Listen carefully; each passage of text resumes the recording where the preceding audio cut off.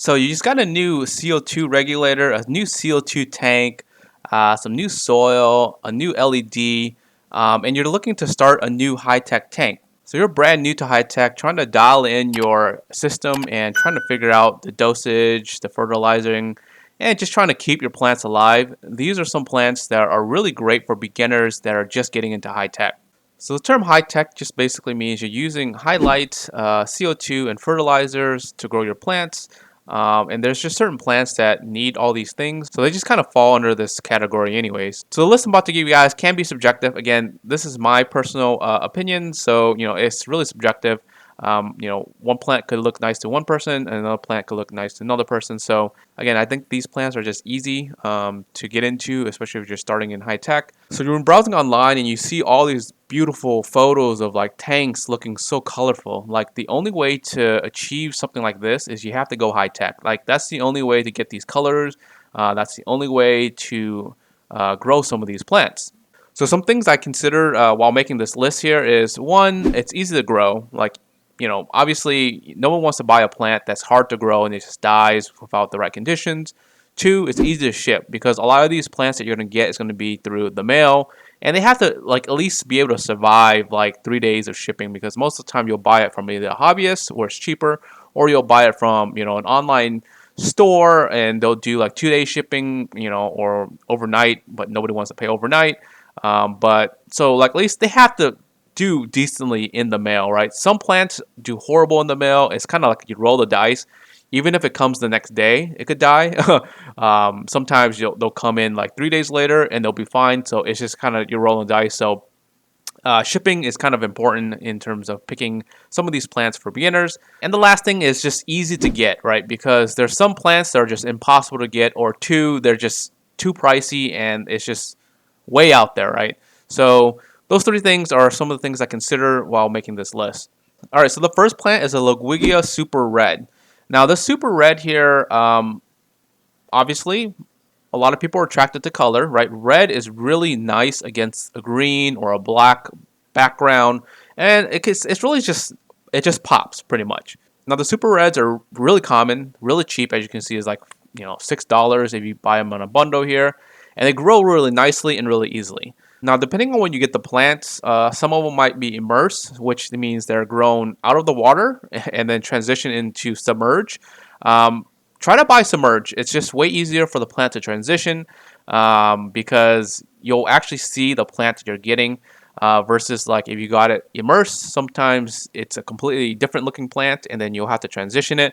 But this plant I've had in the past, it's pretty easy to grow, but it could be finicky if you're transitioning it from like immersed to submerged. I've had a couple of those incidents where I bought it and I thought it was like submerged and it wasn't, and it just basically melts back and then grows new leaves. But again, an easy plant to grow for sure, and fairly cheap and easy to get.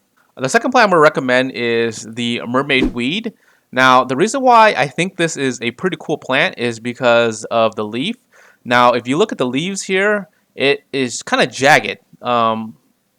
It's kind of crazy, right? Because you don't really see other plants that have like a jagged leaf, and it's really cool. So now, if you look at this plant right now, like this example here, it's all green, right? But if you put it in the right conditions, actually, it could look like something like this, where it's like red.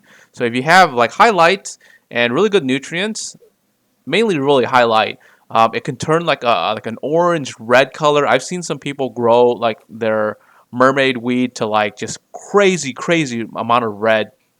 Now, what I think is really cool is kind of like a hybrid in between, where you kind of have like a little bit of green on the bottom, and then you have a little bit of red on the top, because at the top of the plant is close to the light, and that's where most of that's going to be red. But some of them, if you have a crazy amount of light, the whole plant could be red, which is insane. I've had these plants before. I've actually shipped them out before. The leaves are really tough. They're really hardy plants, easy to be shipped in, and just overall easy plant to grow. Now, moving on to the last plant, the Retalia narrowleaf red. Now, this plant isn't easy to ship necessarily. It could be finicky. So that's why I kind of like was hesitant to put it in this list. But the thing with this plant is you can buy it immerse, and it transitions really well submerge. So a lot of times you'll see it kind of like this here, where it is, immerse, and then it will slowly transition to an immerse form or a submerged form, which is like this, where the leaves are more narrow. And it does really well in the transition, actually.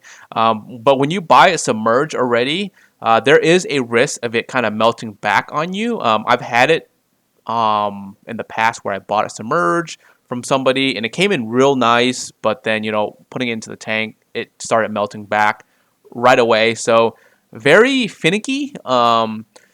Submerge, but I think immerse is a good way to start and get this plant here. The really cool thing about this plant is the red. The red really just pops. It's just one of the plants that retains its red really easily.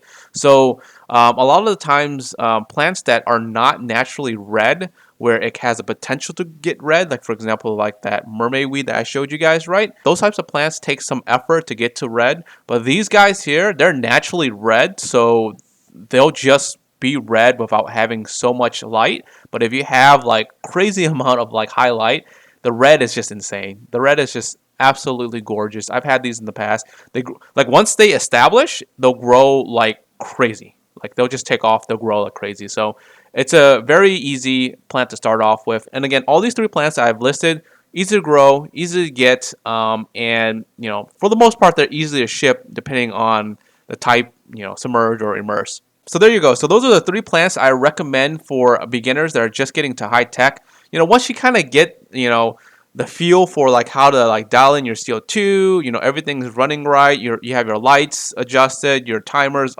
perfectly, your dosing down. Once these plants show that they're red, they're established, then you can start introducing some more expensive stuff, getting to stuff that's more delicate, where like you'll put it in and like if it's not a certain condition, it dies pretty much. Again, people like to work their way up. Some people just like to stick with these basic ones. There's nothing wrong with it. If you like a specific plant, you like a specific color, and that makes you happy, that's all that matters. Alright guys, I hope you guys enjoyed this video. If you guys aren't subscribed yet, make sure you guys subscribe, and like always, to the next time guys, peace.